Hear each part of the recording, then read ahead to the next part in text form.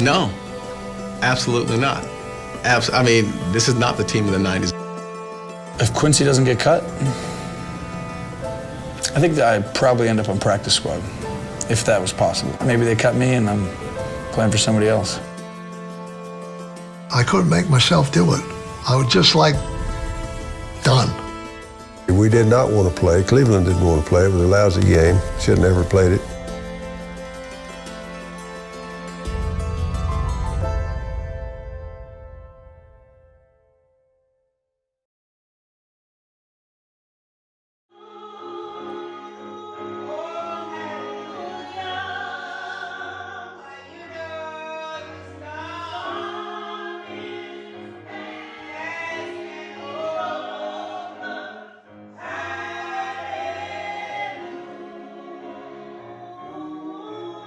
His future was limitless, a moment in football history on the grandest of stages, when nothing stood between him and immortality. Percy Howard raced away from Hall of Fame defensive back Mel Blount before cradling Roger Staubach's pass as the ball fell into his arms. The touchdown, his touchdown, brought the Dallas Cowboys ever so closer in their Super Bowl X battle against the Pittsburgh Steelers. Percy Howard only caught one pass, a touchdown pass against one of the great defensive backs of all time. I had confidence in Percy. I mean, Percy's kind of one of those mystery stories that, and you know, they just, I don't think made some great decisions on giving Percy the opportunities that he had. Percy Howard's first career NFL catch immediately transformed him into a Super Bowl hero, a legend in the mythology of America's team. That catch, however, would be his last. The moment, his moment, would vanish as quickly as it came. The mountaintop would soon crumble. A limitless future gone. Well, I can tell you a lot of things contributed to a downfall. When you're used to being in the limelight, used to having, and anything you want, you can just go get it. And wherever you go, it's like Cheers, everybody knows your name. And then the transition period, when that hits, it's almost like a culture shock. It's just, the whole world has just flipped. It was all because of the touchdown catch. Now, had he not made the touchdown catch and some other catch, probably he would not have had that notoriety. But it was that Super Bowl X. People remembered that. To this day, they remember that. Yeah, I love Percy Howard. I love that boy. But like all of us, man, sometimes, man, you turn the corner and a truck hits you.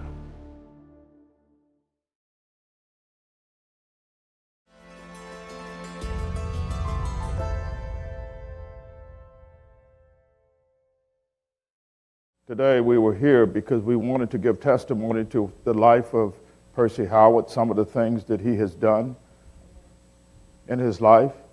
None of us know all of the things. We showed up as witnesses. The cameras are going back there. But there's one thing that I know, that as a middle brother, I have seen him go through the low times, the difficult times, to the height of scoring a touchdown in Super Bowl X. Percy Howard's life began simply enough. His parents, Fleming and Gladys, lived in Rincon, Georgia, a small town just 18 miles south of Savannah. They were poor, with Fleming working 6 days a week as a carpenter and also raising the majority of the family's food on a small farm in their backyard. They were married for 18 years. Had no children. Then they had Norris, my oldest brother. Then after that, they had 9. 7 boys and 2 girls. The youngest of these 7 boys is Percy. And from there, I guess it all began. Well, it was never lonely because there was always kids around, you know. It's the way it was, and during those days we didn't have a lot, So we stuck together, and by me being the oldest, well, I always had to make sure that I could protect them. My mother not only was a great cook, she was a great nurturer. She set a foundation for us early on in life about how life should be. We understood there would be struggles. We understood all that. But it was the way that she loved us all. Percy and one of his brothers moved to Fort Lauderdale, Florida, to live with a local pastor. And within a year, the rest of his family followed. The brothers would attend Dillard High School, which has one of the richest high school football traditions in the country, sending 20 players, including All-Pro wide receiver Isaac Bruce, to the NFL. Ask longtime observers, though, and there's no doubt who is the greatest athlete the school has ever produced. He was a sprinter. He was all right, a sprinter, a discus thrower, high jumper. He was a well-rounded athlete. And for his size, he had exceptional speed. He was just a natural. You don't have to do much with young men who already possess certain skills that you want. Because I always had to have me a person to be close by the board that I call a hatchet man. Got to have somebody to get the ball. And he fit the category real well. No training or nothing, just go. He was a phenomenal athlete, and the size, at that time, growing up being, wasn't 7 footers, Percy who's 6'4", 6'5", and he was could do all things: run, jump, basketball, football. He just was a all-around athlete. As a senior, Percy led Dillard High School to the Class A state championship game, which was highlighted by a state tournament record, 33 rebounds in an epic 29-point comeback in the semifinals. Percy led the team in scoring and rebounding and was named first team All-State. Well, we had an excellent basketball team. And what we had was we had different athletes. We had balance, and we had people coming behind you that were also talented. I used to come and watch. I don't stay too far from here, but I was at Deerfield coaching. But anytime Dillard played, I would come to the games because they were dynamite. They would dynamite the team.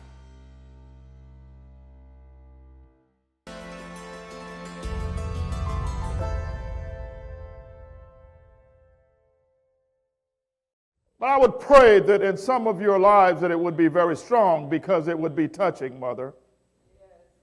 It would make us realize a sense of responsibility, a sense of duty, that you don't look at other people before you look inside of yourself.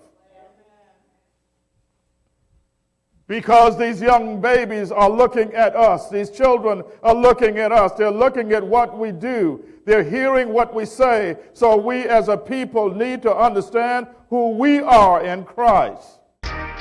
After graduating from high school in the spring of 1970, Percy spent a year at Isothermal Community College in Spindale, North Carolina, before landing a scholarship at Austin Peay State University in Clarksville, Tennessee.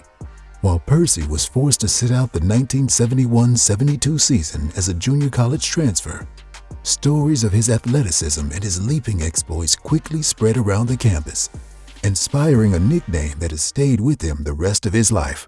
And what was the nickname? Bird. Yes, because, actually one day it was almost like I did fly in Sunland Park. We were playing a pickup game with Blanche Ely. Well, I got the pass coming from the wing, and once I got the pass, he was coming, and so people expect you to lay it up. If I lay it up, he's going to block it. Well, we're coming in. We hadn't got to the top of the key yet, so something just said, go. Boom, and I went up in the air, and I just stayed up there. And I stayed up, and I had the ball like this, and at the last moment, boom, and I stuffed it, but as soon as I hit the floor, all of my energy was gone. I almost couldn't run. I couldn't do nothing. I stayed up there too long. One story that began circulating on campus was that Percy could take a quarter off the top of the backboard. Now this is a guy that's 6'4". He's not 6'11" or 7'1". Yeah, I've been told about that when he was at Austin Peay and he actually put a quarter. My dad used to tell us that story and how he actually jumped up and put a quarter on the backboard. So when he told me that, guess what? I'm headed to the gym. I never got it up there though. So that's one thing that he was able to do that I wasn't. Austin Peay had an All-American long jumper who was also the school record holder in the 100-yard dash. So he and Percy lined up. They didn't start out of blocks, but they said, all right, let's have a little showdown to see who's faster. So someone gave them the go sign and they sprinted their 100 yards, absolute dead heat. That also showed, gosh, if this guy can keep up with a sprinter for someone that muscular, that was just absolutely amazing. Percy's life began changing both on and off the court, and for the better. He and Patricia were married and soon welcomed a daughter, Pamela, into the family. And with the addition of freshman sensation Fly Williams, one of the leading scorers in the country, Austin Peay won the Ohio Valley Conference in Percy's first season on the court, earning a berth in the 1973 NCAA tournament, where they would face mighty Kentucky in the regional semifinal. Despite pushing them to the brink, they lost to the Wildcats in triple overtime. So the feeling is, would Austin Peay show up, or would they get deer in the headlights and not play against Kentucky? Well, the team showed up, the fans showed up, and we outplayed them all game long. It was a great time for us, but we were a basketball team that was carrying a city. Clarksville, Tennessee, had not had the successes that a lot of the other cities had had. So we were happy that we won, okay? But we felt that we could defeat Kentucky, and that's why it went into triple overtime. And I can tell you, they had some great players too. It was like just boom, boom, boom, boom. And I think they ended up winning 100 to 106, something like that. But it was great for us, but it set a signal that we came to play, and we had good preparations, we had good coaches. So we were ready for the action. When the bell rung, we would answer the bell. That was truly a magical moment for anyone who'd been around this athletic program for a long time, or any period at all. It was a total embracing of the community that never had occurred before. It was an absolutely thrilling day.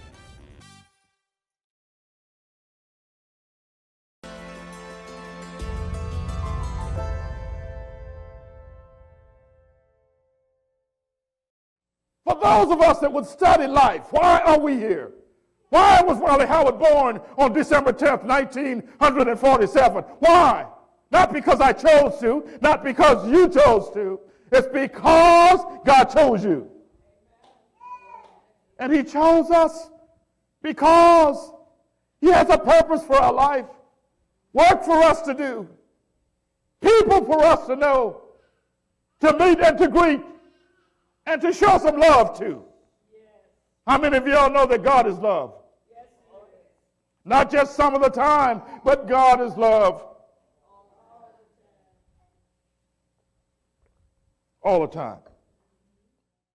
Percy finished his 3 seasons at Austin Peay as one of the leading scorers and rebounders in program history.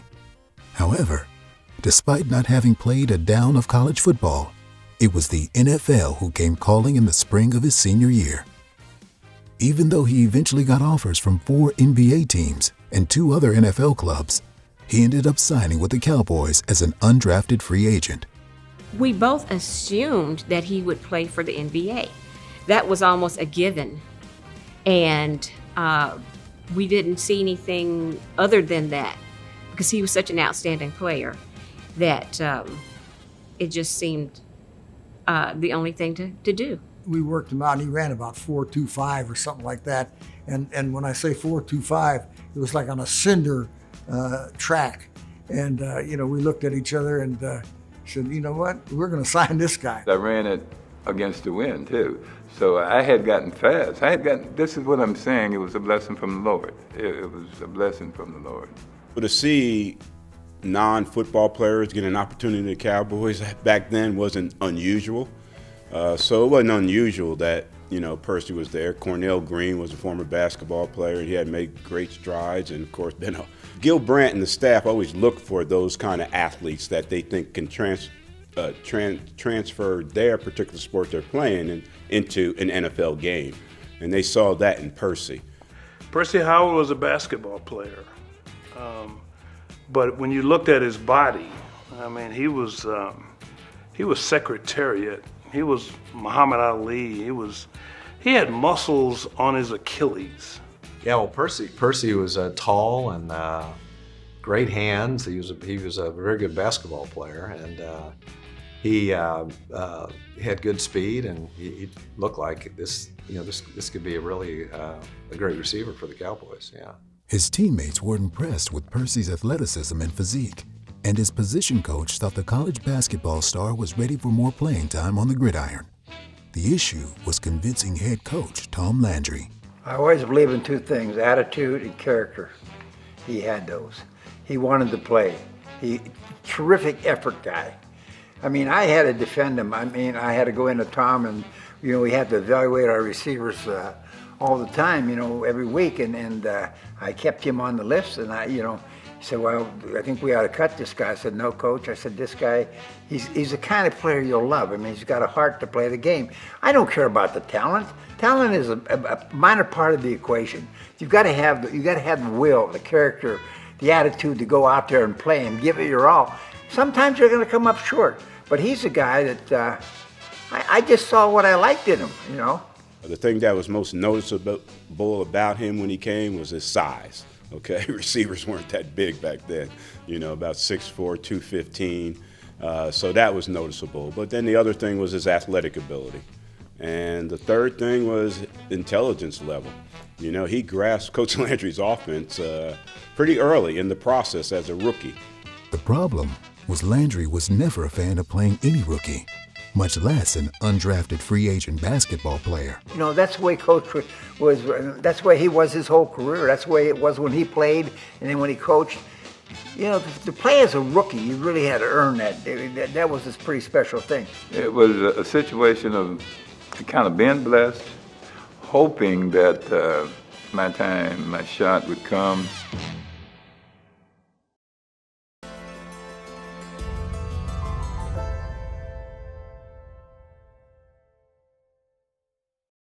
God wants us to make sure that we understand that He is present, and that because we are here, He wants you to hear. But it's not just about any of us, it's about all of us. It's not just about you, it's about all of us, that there is a plan for each one of us. It's divine, that we need to understand. While Percy didn't catch a pass or really see any snaps besides on special teams during the 1975 season, the Cowboys went 10-4. They won a pair of playoff games, including the famed Hail Mary victory at Minnesota in the wild card round, to find themselves facing Pittsburgh in Super Bowl X, a game that was played in Miami, near Percy's Southern Florida home. The defending champion and favored Steelers were leading 21-10 with less than 3 minutes remaining when an unknown wideout was sent into the game to replace an injured Golden Richards. And I knew one thing, Mike Ditka, I know he was always after Coach Landry.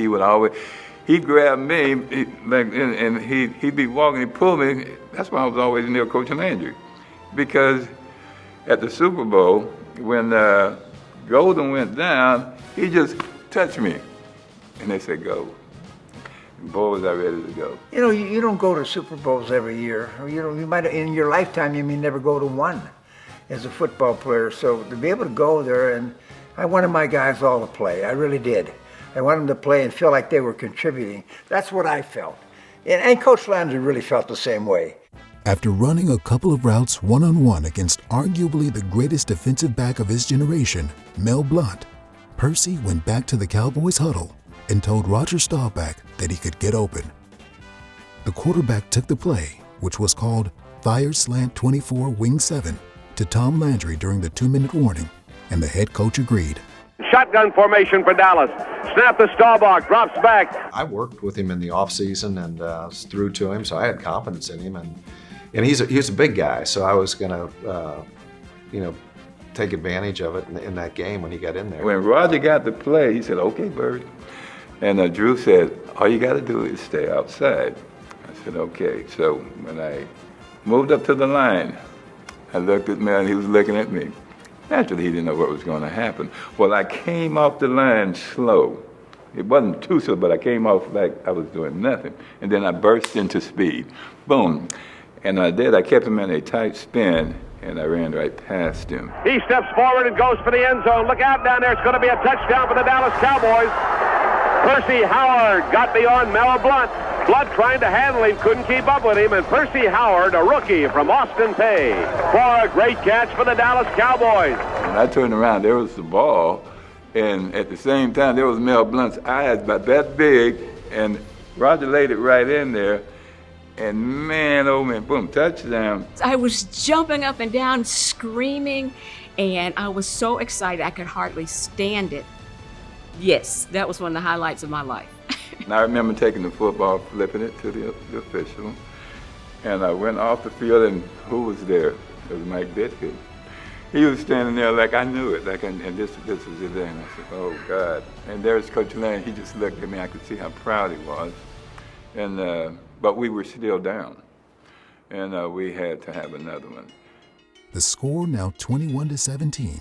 The Cowboys got the ball back with one last chance to score. Their best opportunity coming on a Hail Mary attempt in the closing seconds from Pittsburgh's 38-yard line. The intended target? Percy Howard. Here it is, the direct snap to Roger Staubach. Staubach has lots of time. He's going for the bomb. He's got a man down there, and we've got a defender back there, and it is incomplete. J.T. Thomas breaks it up. Percy Howard was the intended receiver. Everyone thought I was going to get it. Right there, I didn't even get to time my jump. If I could have taken time to get it and time my jump the way I wanted to, I would have been able to go up high enough to get that ball. But this was the lack of experience because I've thought about it. Interference, yeah. We should have got a call on that play. There's no question about it. And we were going to Percy because of his size and athletic ability. Throw it up there and see if you can make the catch and bring it down. And, it's a 50-50 chance of that happening. I actually got kicked in the gonads. I mean, I was in pain. I'm standing there like this because when I went up, I got kicked in the So at any rate, that was that play. Despite the defeat, a couple of weeks after the Super Bowl, Percy returned to Fort Lauderdale as no less than a conquering hero. I was about 6 years old, and from my last memory is when he caught the touchdown in Super Bowl 10. And he was the biggest thing in the whole area. That's all you ever heard anybody talk about, and everyone was proud of. And, to come out of that area and accomplish what he's accomplished was just unheard of. It was a very proud moment because a lot of people all over town, they were saying that he was like a hero, they was welcoming him back like a hero, and that made us very proud, yeah. I said, wow, I'm glad to see that he made it, it was very nice. We couldn't go anywhere. We couldn't go out to a restaurant without people coming up to him and wanting to surround him and wanting his autograph and this kind of thing. We couldn't walk down the street. Our private lives were gone. And if we visited Florida or Tennessee, it was the same thing because people knew him. To me, that was a peaceful moment, to be able to establish that kind of accomplishment, bring that pass in, because everyone dreams of that pass. Everyone dreams of hitting the last shot in the game and, things like that. So to me, that's something that should always be recognized and respected because not many people in the population not only get that opportunity, but actually seize the opportunity.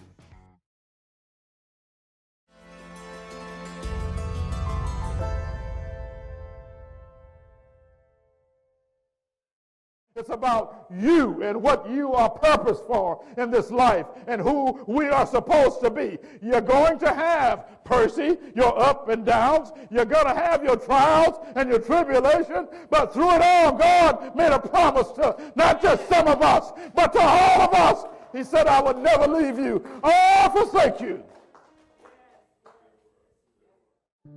Percy appeared poised to land a starting job in 1976 and was enjoying an impressive preseason when he suffered a devastating knee injury while running a reverse against Denver. Though the Cowboys kept him on the roster for 2 more years, Percy would never play another game. At one point, a teammate asked him when he was going to be back. Percy responded, "Whenever the Lord wills it." The teammate quipped, "Maybe the Lord wants you to sell insurance." You know, to play sports, you know, there's a luck factor. I mean, you can have all the talent in the world, but if you get hurt, you blow out a knee, you know. You see it happen to so many guys, you know. You know, then once training camp hit, you know, he was rolling. You know, he was having a good training camp until, you know, he was beset with injuries. And, you know, it's just unfortunate because what's unfortunate is you don't know how far his talent could have taken him. You know, he could have been a great story in the NFL as far as making that transition from basketball to football and having success doing it. We didn't have the technical knowledge at the time for them to fix the knee the way that they can fix it today, which caused great problems because once we rehabilitated and prepared to go back out on the field, made a sharp turn, boom, the knee just popped away again. And then we rehabilitated again, went back out on the field, make a turn, boom, the knee popped again. Percy was 26 years old when his athletic career unceremoniously ended in 1978 as his life fell apart and substance abuse took control of his world. He held a variety of jobs: in security, as a private investigator, managing a couple of nightclubs, even dabbling in professional boxing and martial arts. I think the way it ended for him, you know, he definitely wasn't prepared. Who was prepared for that? You know, you think you're going to play forever, and you don't. And I can tell you this, from going through all the surgeries and all these things, I got hooked on the drugs. And those things, they also contributed because now I also have an excuse. I can say that, well, I am on this drug because of this. But the thing was, once you get taken over by something like that, not only does it take you over here, it takes over the people that are around you. And when you begin to lose that, you become something that is so different. I don't know what he got his hands on, but he was a curious, person when it came to substances. He was curious, like me. Percy and I we used together. As his post-career drug and alcohol use increased, Percy's family was paying the price, particularly his sons, Philip and Patrick, who were seeing less and less of their father, their hero. It was some of everything. It was partying, it was alcohol, it was drugs, it was women, it was everything. And he would tell me sometimes that he was going out of town, and he wasn't out of town. He'd just be gone days at a time, and because he wasn't checking in, he just let me know, well, I'm not gonna, be in town. And then I found out, because I was taking some of his clothes to the cleaners, that he had an apartment on the side in North Dallas that I did not even know about. Well, it happened when my dad would just be home less and less. And then when he was home, they'd be arguing. And I'd hear him, through the floor, it's an upstairs. I slept in the upstairs room. I'd hear him arguing about things. I could tell they weren't happy. Then my dad would leave, wouldn't see him for a while. And then I'd find out that, he had a bunch of pictures of him and other girls. And then my mom did tell me that, she's divorcing him because, he got somebody else pregnant. At some point, I remember becoming aware that there was some type of trouble in the house, and I'm feeling some tension. And next thing I know, I remember my dad took my brother and I to Red Lobster and was talking about D-Day. That's what he said, D-Day and the divorce and everything. I remember it was earth-shattering for me. It was mind-racking. I just remember being consumed with pain. In the late 1990s, Percy found himself before a Dallas judge after he roughed up yet another man at one of his nightclubs. The offer was simple: either leave Texas or face jail time. Percy decided to return home to Fort Lauderdale. He then lost what little money he had on the bus ride, arriving without a dime. Well, I didn't know exactly where I was going to go or what I was going to do. And so we're looking at now one great transition period because I didn't know. I am absent from that time in his life, and there are missing parts to the puzzle that I don't know about. Once he moved to Florida, I heard rumors of things that happened. I heard that he was homeless. Just one day my phone rang, and it was Percy. And he didn't tell me he was doing bad. He didn't tell me he needed help, but he did kind of signal that he'd kind of come over and see you. And I go, yeah, come see me. And when I saw him, it wasn't the guy that I remembered.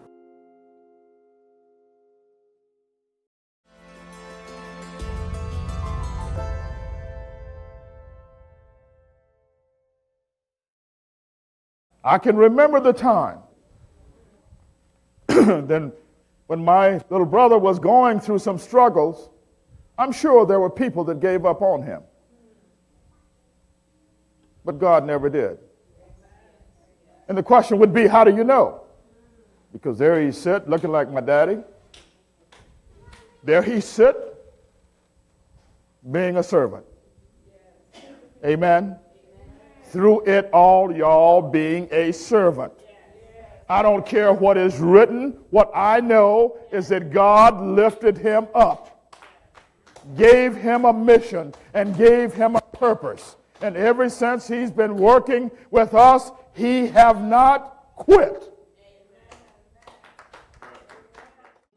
Before the darkness and the depression, before the drugs and the alcohol overtook him, Percy enjoyed many fond memories with his family. In many ways, he was living the American dream with a loving wife, a high school English teacher no less, and 3 healthy, beautiful children. Well, I remember when I was a kid, kids would talk about, their father, oh, my dad can beat your dad, my dad can beat up your dad, but I always remember feeling like I didn't even need to participate in that conversation because my dad was like the Superman. He was very involved in my childhood up to a certain age. He was one of the coaches of my fifth grade football team, and one of the coaches of my 6th grade football team, and one of the coaches of my 5th or 6th grade basketball team. When they were still together, I remember just having a loving family. I was too young to be able to perceive the any struggles in the household or anything, but I just remember, a loving family. I was the youngest in the household. I felt really safe, and I just felt loved. But by the early 1990s, with his substance abuse approaching its peak, Percy was a mostly absent father. He was gone for days at a time with no explanation. Eventually, after 17 years of marriage, Patricia's patience finally wore thin, and she filed for divorce. Meanwhile, Percy's youngest son, Patrick, followed in his father's footsteps, starring in multiple sports at Rowlett High School, a suburb of Dallas, where he earned all district honors as a tight end. I signed with Oklahoma State, but I visited Texas A&M. I was getting heavily recruited by TCU. Got letters from just about everybody. Would he come to your games? No, he never came to any of my games. Yeah, that's tough because, I adored my dad. I adored his career. I adored his accomplishments. I was really proud of him. I wanted him to see what I was doing. He didn't do what he was supposed to do. I'm thinking, at least come to the games. At least call them on their birthdays, send a card, maybe a gift. He didn't even call them on their birthdays, and that was very hurtful to me. And I'm thinking, this is not the person that I thought I was marrying. I thought he would have been the best father in the world, and that did not happen. And that's when I got into trouble, started getting, going into the streets, doing things, and, like going out fighting and, stuff like that. I mean, if my dad was around, I wouldn't have gotten into stuff like that. Man, as the head of the household, as we were raised to believe, and then to not just to go headless the way that we did, it impacted us the way that you would expect it to, and even in some ways worse, so. When he moved to Florida, actually I was in the penitentiary. You went to jail? Mm-hmm. How long did you spend? 14 years and 9 months. Kind of a long time. It was pretty devastating because I was daddy. I was the strength of the house. It had to affect them because my leadership at that house, nothing was going to go wrong at that house, and whatever needed to be done, daddy could do it. And by them not having that, it had to hurt them. And even today, it hurts them even today. And I know that. That's why if I had to say anything to my children at this time, it would be that I failed you.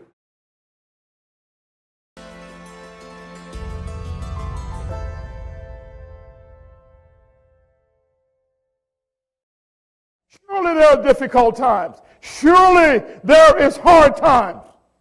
Surely there is times when you feel even God has turned against you. But look at you now. You're a living testimony of what God can do and what he has done. For those that are not believers, shame on you. I was not a believer for 30 years. But when I came into the church, I don't know how to half do anything. I do know when I look my brother in the eye, I got to tell him, I understand where we came from, but I also understand where we're going. Because what I can't do, what you can't do, God will do it for you. After a life once filled with so much promise reached rock bottom, with Percy at one point even living out of a car purchased for him by former teammates Thomas Henderson and Roger Staubach, he received an invitation from his older brother, Wylie, to live with his family and come work at his St. James Missionary Baptist Church in Pompano Beach. And so once I heard about those consequences, yes, I do think that when he hit bottom and I heard about it, I did not talk about it. I went to see what I could do to help my brother out of that circumstance.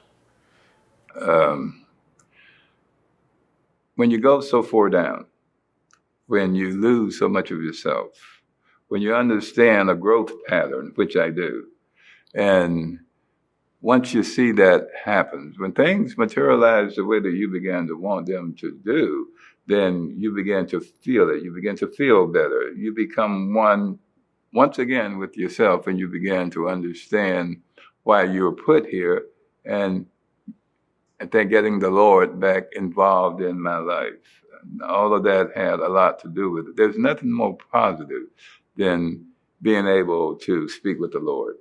And that's a personal thing, but those things help you gather yourself back again. He's got a great heart. He always wants to tell everybody that the best that he knows, and try to help people to learn from his knowledge and his mistakes. And yeah, he does that.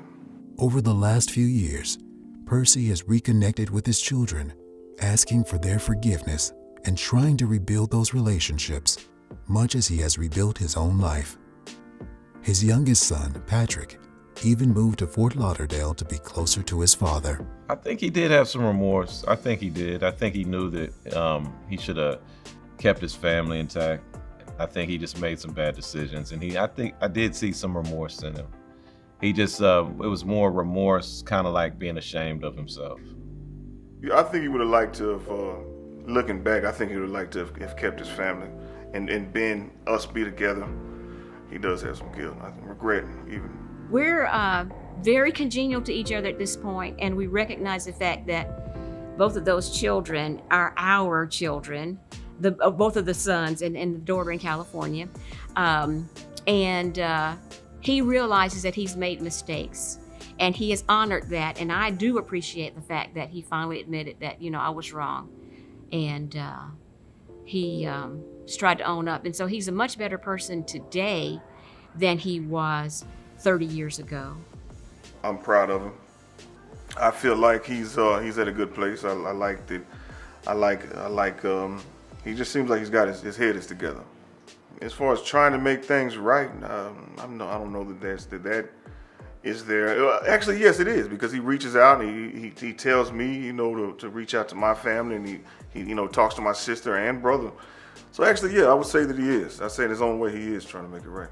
Oh yes, yeah, I forgive him. You have to forgive in order to move on. In order to become a better person, you have to forgive, and you have to let things go and let situations work themselves out, because, like they say, the Lord works in mysterious ways.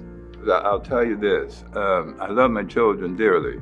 And the thing is, sometimes you have to reach out. And I had to, of course, reach out and let them know, hey, Dad's here. Dad is here. Because after giving away so much and taking away so much from them, then it's time for either you recover or you continue to dig that hole. So, and I love them enough to say, okay, here we are, let's go from here. Don't ever let anybody tell you that you're nobody.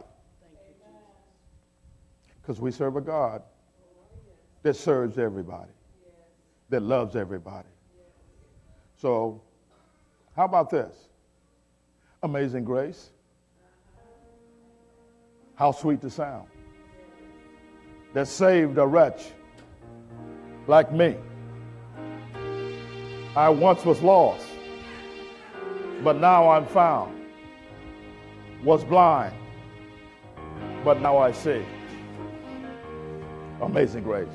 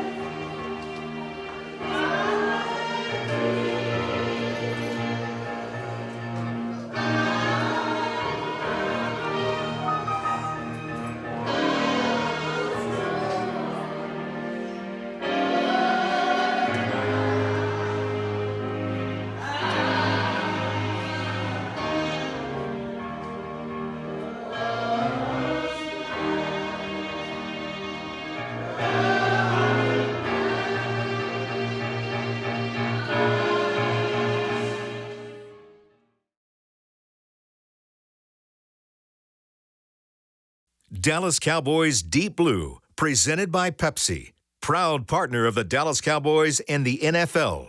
Also brought to you by AT&T. Sleep Number. Sleep Number 360 Smart Bed helps everyone from parents to pros improve their performance through quality sleep.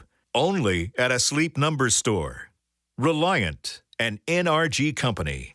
And by the Dallas Cowboys Football Club.